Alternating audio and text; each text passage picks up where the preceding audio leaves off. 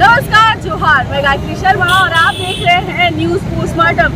जी हाँ, कल है 17 नवंबर। यह तारीख इसलिए भी काफी महत्वपूर्ण है पूरे झारखंड वासियों के लिए।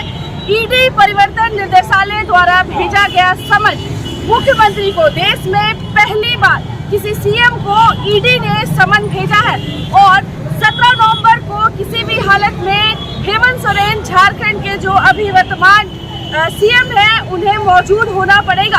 आपको बता दें, अभी राजनीतिक सरगर्मियां इसको लेकर के बढ़ गई है। लगातार सुबह से सीएम आवास में बैठक हो रही है, चाहे वो झामुमो का बैठक हो, कांग्रेस का बैठक हो, राजद की बैठक हो या यूपीए की बैठक हो। लगातार इस बात को लेकर के पूरे झारखंड के 24 जिले में चर्चाएं बढ़ रही है। आपको मैं बता दूं कि एक बहुत बड़ा महाजुटान हो रहा है रांची में। तमाम कार्यकर्ता जो झारखंड के 24 जिले में है, जेएमएम के कार्यकर्ता महाजुटान में आ गए हैं। आपको मैं याद दिलाना चाहूंगी कि एक बार जब सोनिया गांधी और राहुल गांधी को ईडी ने समन भेजा था, तो जितने भी कांग्रेस के कार्यकर्ता थे वो दिल्ली में एकजुट हुए थे। कुछ इसी तरह शायद यहाँ भी होने जा रहा है। जिस तरह से कार्यकर्ता यहाँ पे आ रहे हैं महाजुटान के लिए, ऐसी आशंका लगाई जा रही है कि किसी तरह का विरोध, किसी तरह की अनहोनी हो सकती है। सारी मामला को देखते हुए जो सुरक्षा है वह बढ़ा दी गई है। आपको मैं बता दूं 17 नवंबर है। पहले ईडी ने 1 नवंबर को समन भेजा था मुख्यमंत्री को, लेकिन मुख्यमंत्री अपनी व्यस्तता का हवाला देते हुए 3 हफ्ते का वक्त मांगा था। अब वो 3 हफ्ते पूरे हो गए।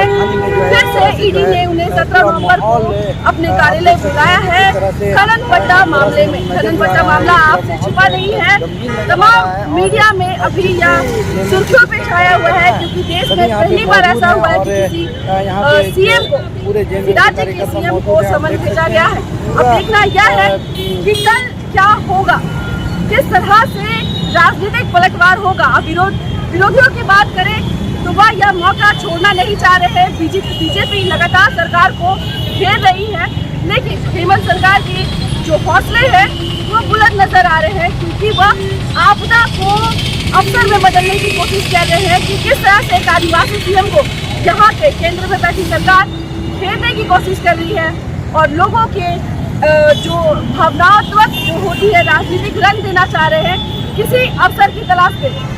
अब देखना यह है कि ईडी के सवाल के बाद मुख्यमंत्री हेमंत सोरेन, झारखंड के मुख्यमंत्री हेमंत सोरेन सवालों के जवाब देते हुए नजर आएंगे या सवालों के घेरे में फंसते हुए नजर आएंगे। यह बड़ा दिलचस्प होगा। लेकिन अभी मोराबादी मैदान में जेएमएम के तमाम कार्यकर्ता एकजुट हो रहे हैं। लगातार बैठक हो रही है, रणनीतियां बनाई जा रही हैं। आपको हर एक अपडेट देंगे, आप हमारे साथ बने रहिए। इस बात को महसूस कर रहे हैं कि इस राज्य का सर्वांगीण विकास, यहाँ का उन्नति, प्रगति, यहाँ के संसाधनों की रक्षा, यहाँ के संस्कृति की रक्षा, यहाँ के मूल वासियों की रक्षा अगर कहीं निहित है तो वो झारखंड मुक्ति मोर्चा में निहित है। और झारखंड मुक्ति मोर्चा के लोकप्रिय मुख्यमंत्री माननीय हेमंत सोरेन जी ने ऐसा जज्बा दिखाया है, ऐसा हिम्मत दिखाया है, ऐसा जोश दिखाया है। लोग कहते थे कि यह कभी संभव नहीं है कि 1932 खतियान कोई लागू कर सके, कोई माय का लाल नहीं है कोई लागू करे, ये चैलेंज करते थे। परंतु हेमंत सोरेन जी ने अपने बड़े हृदय का, अपने 56 इंच छाती का चौड़ा दिखा दिया कि मुझ में हिम्मत है, मैं झारखंड का बेटा हूँ, मैं झारखंडी हूँ, मैं झारखंड की रक्षा के लिए काम करूँगा। और इन्होंने काम किया। इन्होंने पिछड़ों के आरक्षण की लगातार लंबे समय से मांग चल रही थी कि पूरे देश में 27% आरक्षण पिछड़ों को दिया जा रहा है। झारखंड एक ऐसा राज्य है जहां इनका प्रतिशत घटा करके 14 कर दिया गया था।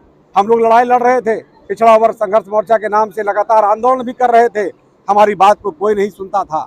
अगर हमारी भी बात को अगर किसी ने सुनने का काम किया तो इस राज्य के धरती के लाल हेमंत सोरेन जी ने सुनने का काम किया और यहाँ पर 27% आरक्षण लागू हुआ। मैं आपको बताना चाहता हूँ, आपने कहा भारतीय जनता पार्टी क्यों छोड़ा।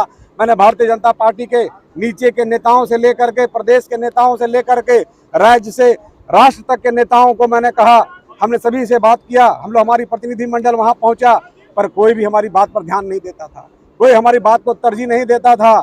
हम वर्तमान जब विधायक थे उस समय भी हम लोगों ने लोगों को कहने का काम किया, जाने का काम किया। अगर आप मीडिया के लोग जानते होंगे, याद होगा, जब अमित शाह जी आए थे और भारतीय जनता पार्टी के कार्यालय में भारतीय जनता पार्टी के विधायकों का बैठक ले रहे थे, हमने उस बैठक में अमित शाह जी को भी खड़ा होकर कहा कि अमित शाह जी, झारखंड के लोग और झारखंड के पिछड़े लोग 27% आरक्षण चाहते हैं, पूरे देश में लागू है, ये झारखंड में लागू क्यों नहीं है। मुझे बताते हुए दुख हो रहा है, क्योंकि बड़े नेता हैं। अमित शाह जी ने बहुत क्रोधित स्वरों से मुझे कहा, बैठो, कौन है बैठो, और वो रघुवर दास जी की तरफ देखने लगे कि ये कौन विधायक ऐसा बोल रहा है। हम कहते हैं यह दुख, यह दिन हमें देखने को वहाँ मिला। आप कहते हैं आपने क्यों छोड़ा। और झारखंड की कल्याण का काम अगर कोई करता है तो हेमंत सोरेन की सरकार कर रही है। झारखंड मुक्ति मोर्चा ने झारखंड राज्य के निर्माण का कल्पना किया था, आंदोलन किया था, संघर्ष किया था। ये लोग जेल गए थे और इन लोगों की कुर्बानी आज हम सब देख रहे हैं। और आज झारखंड का जब सत्ता इन्हें मिला है तो ये एक एक चीज झारखंड के जनता को देना चाहते हैं, इनका कल्याण करना चाहते हैं। तो इन्हीं सारी बातों को दुख करके हम झारखंड मुक्ति मोर्चा का दामन थामे। क्या कुछ कहना चाहेंगे? देश में पहली बार ऐसा हुआ है कि ईडी ने जो है मुख्यमंत्री को समन भेजा है, क्या कुछ कहना चाहेंगे? ये सब सारे बीजेपी वाले का चाल है। ईडी नहीं, माननीय यो बीजेपी नोटिस भेजे हुए हैं, सम्मन बीजेपी भेजे हुए हैं। और ये इसलिए भेजे हुए हैं कि हमारे माननीय मुख्यमंत्री हेमंत सोरेन जी का जो कार्यकाल है, इतने बेहतरीन कार्यकाल है, इस कार्यकाल में गरीब को भरपूर लाभ मिल रहा है। और इससे ये हो रहा है कि बीजेपी वालों का पैर के नीचे जमीन खिसक रहा है। ये खिसकते जमीन को देखते हुए ये ईडी को, आईडी को, फलना को, ढेकना को ये भेजने का काम कर रहे हैं।